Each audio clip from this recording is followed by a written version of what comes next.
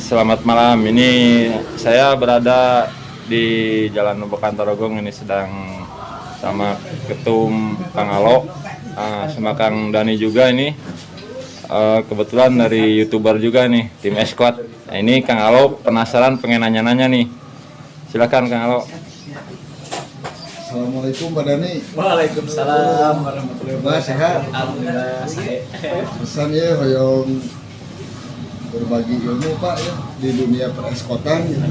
Bisa kita menuju kayak perkembangan tentang dunia eskot. Nah, cara-caranya seperti apa gitu untuk bisa kita terjun ke jalan itu, cara untuk mengawal ambulan, terus cara kita disebutnya pendampingan atau gimana gitu. Mungkin Pak Dani ini lebih berpengalaman gitu. Kalau sebetulnya kalau pengawalan itu khusus untuk polisi, kepolisian ya, bukan warga sipil kayak Dani. Kalau memang mungkin ya itu kan apa ya, bukan pengawalan namanya, pendampingan ya. Pendampingan itu biasanya bukan kita ya sengaja nungguin gitu ya. Yeah. Karena kita juga kan harus tahu kondisi jalan kayak gimana. Biasanya pas kita ada di kemacetan biasanya, nah biasanya tersentuh nih hati, pengen istilahnya kalau ada ambulan terjebak gitu kan, kasihan gitu. Apalagi kalau misalnya bawa pasien atau yang mau kontrol, mau urgent gitu, biasanya kan kita ya suka tersentuh lah, pengen ngebantuin. Kalau untuk pengawalan sendiri sih sebetulnya Dani juga masih belajar ya, bukan ahlinya, karena memang Dani tidak diajarkan untuk menjadi pengawal ambulan gitu ya. Yang diajarkan pengawalan itu hanya polisi. Dani mah sebisanya aja sih. Yang penting ya istilahnya jangan sampai arogan, terus usahakan selalu kasih jempol ke pengendara lain, mau itu motor maupun mobil. Dan yang penting mah ya safety riding lah. Buat kita sendiri juga harus safety riding. Jangan sampai kita istilahnya kita bela-belain tapi kitanya celaka gitu ya. Jadi harus aktif juga dalam segi pendampingan itu ya. Pak Dani juga nih, YouTuber juga nih, stresnya udah banyak. Alhamdulillah. Terus tergabung dalam komunitas apa Pak ini Pak? Kalau Dani kebetulan tergabung di komunitas Emergency Medical Response atau IMR, biasanya sih IMR. Itu dulu tuh IMR berdiri karena pas ada zamannya COVID awal 2019, karena di rumah sakit Sadikin itu jarang ada relawan yang ikut membantu di dalam rumah sakit. Nah, akhirnya adalah IMR. Itu orang-orangnya juga dulu itu sempat di RPAI semua. Oh iya. Jadi komunitas RPAI, nah akhirnya selain pecah ya gimana ya? Ya istilahnya ya daripada mungkin udah nggak cocok mungkin ya, akhirnya tergabung lah IMR itu di rumah sakit Sadikin dan diresmikan juga sama dirutnya. Alhamdulillah kita sudah dapat akses untuk membantu langsung di rumah sakit juga. Ya alhamdulillah untuk kemarin pas zaman COVID. Jadi sebetulnya pas zaman COVID pertama itu belum masuk IMR.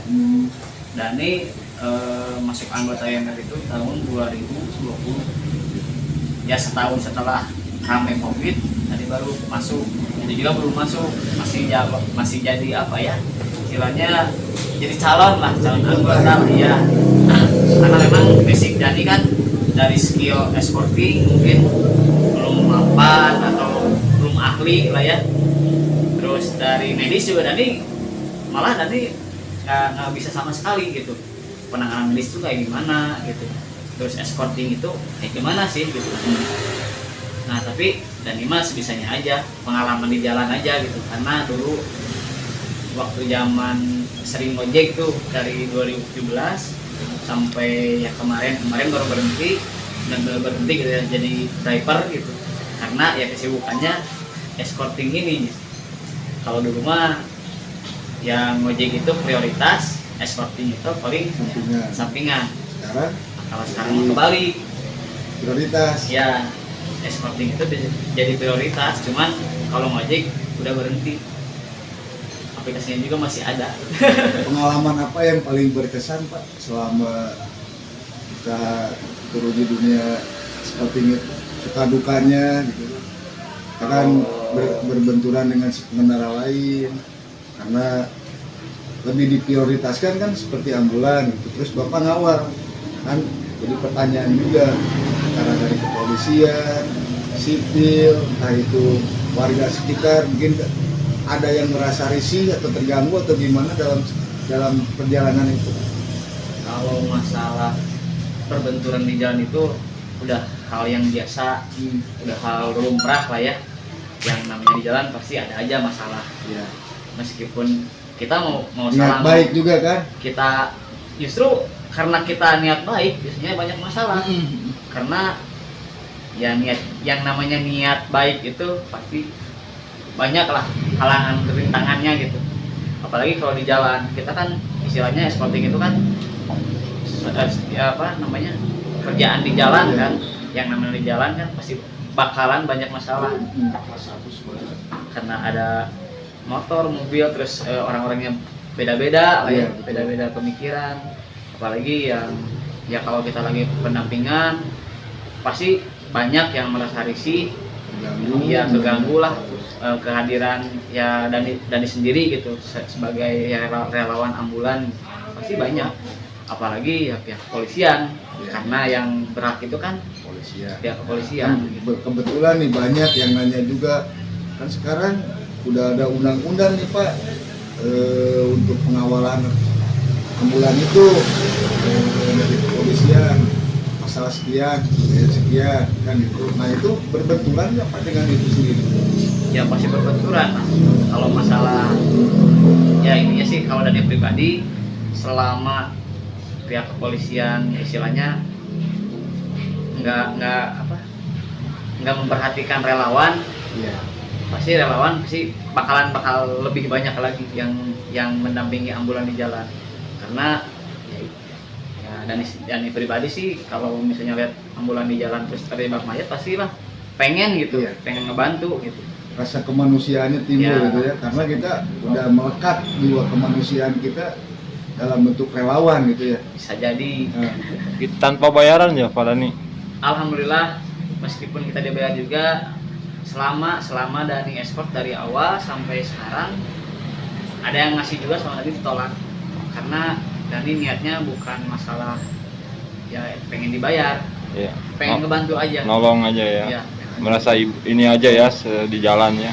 Contoh nih buat kita semua, relawan betul-betul tulus dari hati, tidak mengharapkan imbalan. Mungkin dia Pak Dani juga mengharapkan imbalannya dari Allah Subhanahu Wa Taala mungkin. Amin. Terus emang rezeki mah nggak kemana mungkin Pak ya. Lagi nyari juga nggak dicari, ada datang lah, nggak dari pengawalan juga mungkin. Terus itu selama itu paling jauh kemana Pak? Dani sih paling jauh ke Pangandaran, paling jauh. Itu lewat darat? Ya, full darat. Wah, cuma pengalaman paling berharga lah. Pangandaran Bandung cuma 4 jam. Tapi itu ada, misalkan kita koordinasi dengan relawan-relawan yang lain nggak Pak? Kita misalkan ada tujuan nih, Pak Dani ke Pangandaran, kan kita ke Pangandaran itu lewat Tasik, terus lewat mana gitu. Kita ada koordinasi nggak dengan relawan yang di sana? Kalau untuk koordinasi pasti ada, cuman mungkin untuk sesi pendampingan biasanya estafet. Biasanya estafet. Misalnya yang orang Pangandaran nih sampai Ciamis misalnya, atau sampai Banjar. Nah dari Banjar disambung lagi. Tapi untuk Dani sendiri kemarin full sampai tujuan. Gitu. Sampai tujuan. Itu yang membawa pasien apa jenazah? Bawa pasien. Kebetulan kemarin yang pas zaman COVID dan positif. Oke guys, itu tadi obrol-obrol Kang Alo sama Kang Dani ya. Mudah-mudahan menjadi ilmu ya buat kita tim relawan. Oke, terima kasih. Jangan lupa ditonton, di like, dan subscribe.